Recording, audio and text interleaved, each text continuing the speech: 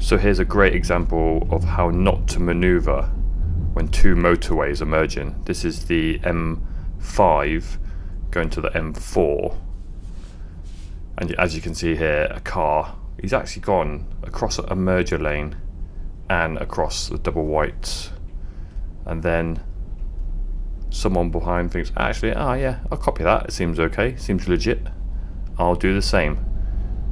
And he also cuts across. You know, I want to get across as well, but I'm being patient, I'm sat in the lane, okay, and I'm going to move across when it's safe to do so.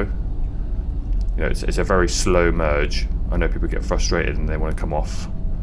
Okay, but as you can see there, 400 yards is from the sign. You are going to be able to move across safely.